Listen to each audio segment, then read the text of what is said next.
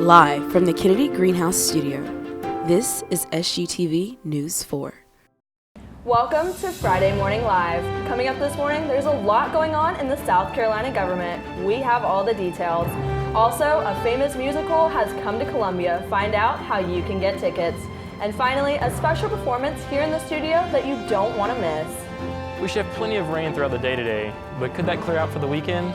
Stay tuned for a look at your weekend forecast this time on Friday Morning Live.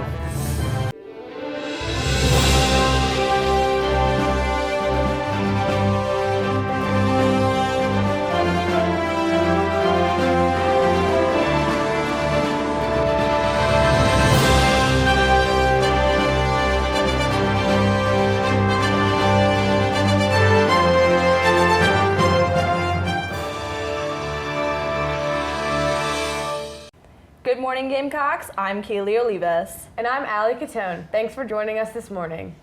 A familiar face to Gamecock football fans is now running for Congress in South Carolina. Former South Carolina wide receiver Mo Brown announced his candidacy for state Congress Wednesday morning on Twitter. According to his website, Brown is running in South Carolina's 5th Congressional District, which is comprised of 8 counties in the upstate. Brown played for South Carolina from 2006 to 2009. While there, Brown caught 85 passes for over 1,100 yards and 4 touchdowns. After his playing days, Brown entered the business sector and now works for Dixon Hughes Goodman, LLP, an accounting firm in Charlotte. If you're interested in being a part of Brown's campaign, you can send your resume to info@moforcongress.com. A new exhibit at the Hollings Special Collections Library is merging the past and the future. SGTV News 4 reporter Lydia Blackstone takes a look. I am not at USC anymore. Today here at the Special Collection Library, people came out to see the work of Giovanni Piranesi.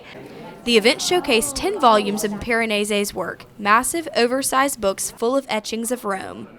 So Piranesi got his start selling small views of tourist sites, pilgrimage sites, and Roman ruins. His career then took off with the production of much larger views of Rome. But guests could do more than look at these etchings, they could look around them as well. Honestly, we're using the same technology that popular video games are made on. Fortnite, Madden, they're all made in the same type of video game engine. Piranesi, as an innovative lover of technology, would jump at any sort of new use of technology in order to explore his vision of the world around him. I got the chance to see it for myself. Oh my goodness, I'm in Rome. How neat. Look at that column. I am not at USC anymore. I'm scared I'm going to trip over something. Nope, the virtual walls will keep me from that. I can see the sky that way, and I turned this way. And there's the dome of the ceiling. This is so cool. I've never done virtual reality. The technology brings the work to life for people who have never seen it before. It's a really cool way to try and transform this project and bring it to a new audience. But for some, it's just a way to see a new place. Don't even have to go to Rome. We bring it to you. It's the American way. There will be a full exhibit next fall. For SGTV News 4, I'm Lydia Blackstone. Thanks, Lydia. South Carolina Attorney General Alan Wilson has filed a lawsuit against the City of Columbia over recent gun laws. Wilson states that 3 city ordinances violate both state law and the Second Amendment. The 3 city ordinances at question are the allowance of the city to take weapons from people with extreme risk protection orders against them, a ban of firearms within 1,000 feet of a school, and the prohibition of homemade firearms. Wilson sent Mayor Steve Benjamin a letter in December asking for the ordinances to be repealed. The repeal has still not taken place. The Attorney General reinforced that the Columbia City Council cannot bypass state law, regardless of beneficial intentions. The City of Columbia has not yet spoken out about this issue. The USC Alumni Center held an event this week recognizing the 75th anniversary of the liberation of Auschwitz. SGTV News 4 reporter Jack Hakey has the details. We must not only remember Auschwitz in order to not forget, but we must also remember so history does not repeat itself, because it will. I'm here outside of the U of SC Alumni Center, who's partnered with the SC Council on the Holocaust to commemorate the 75th anniversary of the liberation of Auschwitz. President Kaslan and Governor McMaster were among many honored guests who spoke at the commemoration, which was highlighted by keynote speaker Elijah Wiesel, son of Nobel laureate Elie Wiesel, who is famous for authoring the book Night, which chronicled his experience as a prisoner in Auschwitz concentration camp. The Holocaust happened, the death camps were real, and my father's message is extremely important in an age where some would deny that the Holocaust occurred or change and try to build narratives around it. It's incredibly important to have Holocaust education because we've been through this incredible trauma as a people, and that has to be understood. It can't be forgotten, and there are those who would brush past it, so it has to be remembered both as a warning to not ever come close to anything like that happening again in terms of genocide, but also to be very clear that this was a singular event and we can't trivialize modern events by referring to it as such. All speakers took time to remember the millions of lives lost during the Holocaust and to highlight the importance of Holocaust education to prevent future tragedies. We had lessons in school how terrible the Jewish race is and why the Jewish race has to be erased. To tell it to children or to adults when I go to do it to school, and to warn them for being brainwashed, to think for themselves, to look for the identity and never to forget the identity. This is what's so important for me. There is a lot of misrepresentation, and I hope, when you talk and more you talk and you educate through education, that people will know what's. But you do it through personal meeting people. The media can do a lot. I really hope the media will do a little bit better. While Auschwitz was liberated 75 years ago today, the keynote speakers made abundantly clear that the responsibility lies with us to keep their memory alive and make sure such a tragedy never occurs again. For SGTV News 4, I'm Jack Haight. Thanks, Jack. After the break, we'll hear from Meredith with our entertainment news. Don't go anywhere.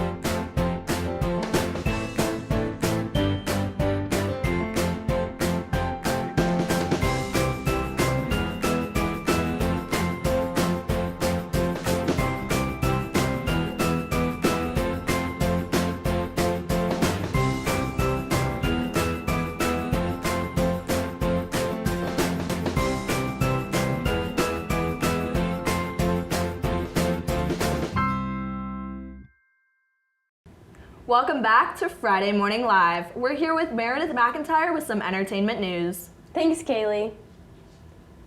The Broadway sensation Wicked has finally arrived here in Columbia and shows are in full swing. The long-standing hit puts a twist on the classic Wizard of Oz story and will be running at the Koger Center until February 9th. Several performances are already sold out and have limited seating, but there are still many seats available. More information on the musical and how to purchase tickets, you can visit the Koger Center's official website. I am very excited for this musical. I have seen videos all over YouTube and I can't wait to be there in the audience. Are you going? I am. I haven't bought my tickets yet, but I am definitely going to go look on the website after we're done here. Oh, that's so exciting. I saw a bunch of people going, so I hope I get the chance to go. I know, me too. It's going to be amazing. So what's up next, Meredith? Pop sensation Billie Eilish has been the center of attention throughout these first few weeks of 2020, and on Wednesday, the Academy announced that Eilish will perform at this year's Oscars. This follows Eilish's sweep of the Grammys on Sunday night, where she won not one, but 5 of the biggest awards. This includes Best New Artist, Record of the Year, Album of the Year, Song of the Year, and Best Pop Vocal Album. At 18 years old, Eilish is now the youngest solo performer ever to win Album of the Year, adding to her growing list of titles with all she has already accomplished in this short amount of time this year. We can only imagine what the rest of the year is going to have in store for her. And I remember seeing pictures from the Grammys where she's Yeah. just holding like 5 Grammys. I know, it's insane, and she's 18. I know. Yeah, I think at 18 I had like 5 participation trophies. Yeah, exactly. Oh my goodness, that's crazy. So what's up next? As the Super Bowl is quickly approaching, everyone is buzzing about the halftime show. Performing in this show is considered a huge honor, and this year Jennifer Lopez and Shakira will be taking the stage. Lopez and Shakira held a press conference on Sunday, telling the media that they were working hard for this performance. These two megastars said that they vow that this performance will have an empowering message, pay respect to Latina culture, and will pay tribute to NBA icon Kobe Bryant. The singers both have dropped chart-topping pop and Latin songs throughout the past decade and can be expected to showcase their best. You guys excited? Do you guys like J-Lo, Shakira? Who's your favorite? Shakira, Yeah, absolutely. I think I would go for Shakira. Really? Too, but, Yeah. Okay. Yeah, so I'm excited. That's exciting. I think I'm more of a J-Lo girl, but both of them together, guys, it's gonna be insane. Oh, I know. I am super excited, especially since it's an emphasis on Latin American pop culture. Yeah. So I am very excited. It's gonna be good. I'll definitely be watching. Oh, yeah. Well, thanks, Meredith. After the break, we'll have Kendall Smith here to update us on all things sports. And later, we'll take a look at this week's weather. Stick with us.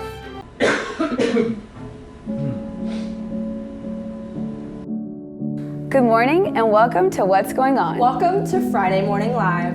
I'm Caitlin Ashbaugh, and this is News Wrap, where we highlight this Behind week's every biggest great stories. news Down organization here to Columbia, is a team. 99, highest in the state. Welcome to Carolina Calendar, coming to you from the Kennedy Greenhouse Studio, keeping A team of producers,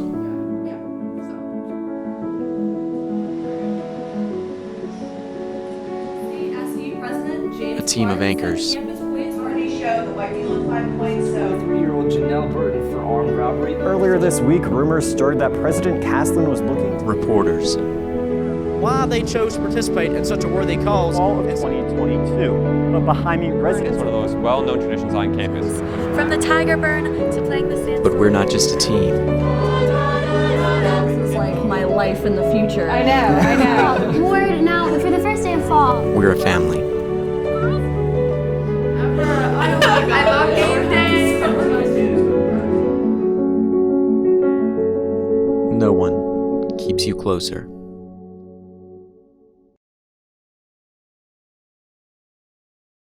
What's up, Gamecocks? I'm Kendall Smith here with what's going on in the world of sports. On Wednesday night, the South Carolina men's basketball team earned a clutch victory over the Arkansas Razorbacks on the road. With the final score of 79-77, South Carolina improved their record to 12-8 on the season. With 11 regular season games remaining, the Gamecocks are looking to finish out the second half of their season strong in order to earn a spot in the NCAA tournament. The USC women's basketball team continues to shine on the court, still sitting at number 1 in the country with a 20-1 record on the season.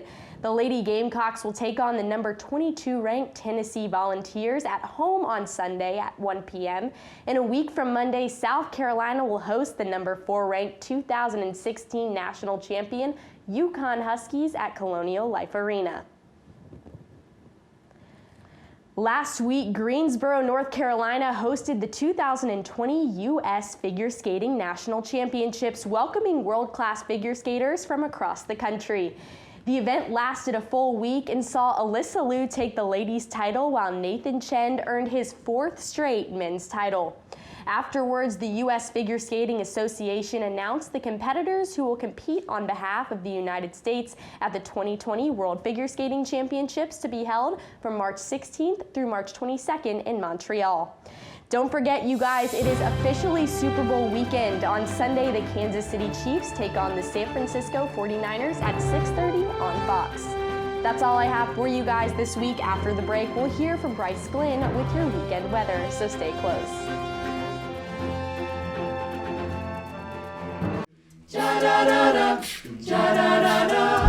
Follow up a painted trail.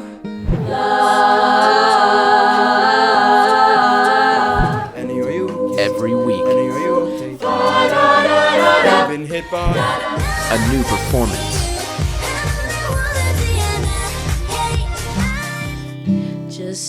That will blow your mind.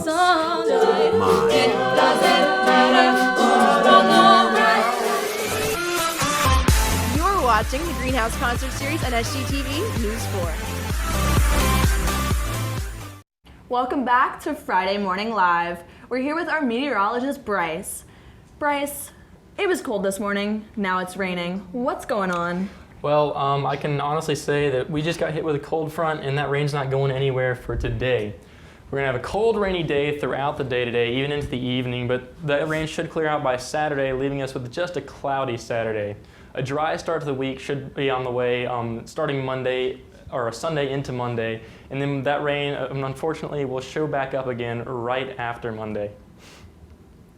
So right now in Columbia, it is currently 43 degrees out there. It feels like 39 with that wind chill. We have northeast wind of 7 miles per hour. That rain's possible spotty across Columbia. Local time 10:17 a.m., humidity 70%, and our rain chance is low, but it's prevalent. Oh, yes, it's also my birthday today. Thank you, guys. All right, so today in Carolina, up there in Greenville, it is 47. Actually, it's pretty snowy up there in the upstate as well. 48 in Rock Hill, 44 in Greenwood. Move down here to Florence, we're at 52, 48 in Columbia, also in Aiken and Orangeburg.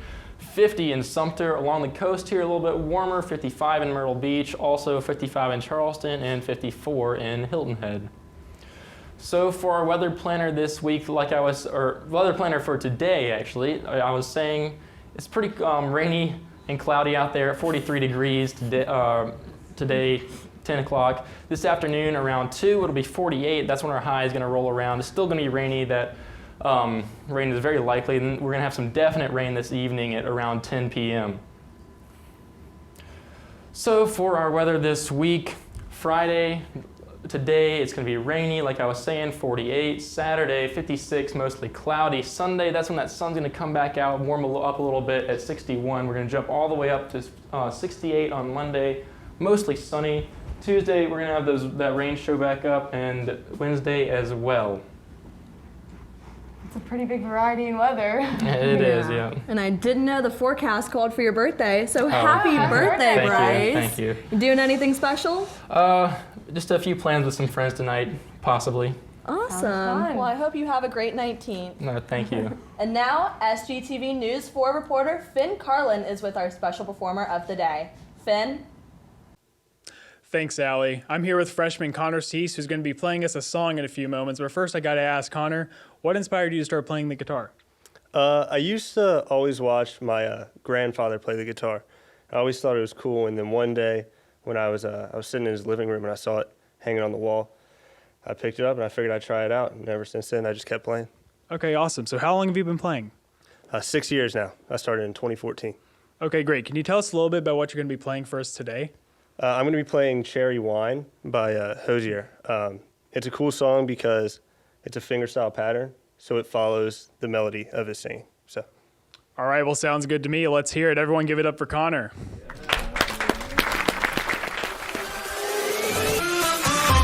You're watching the Greenhouse Concert Series on SGTV News 4.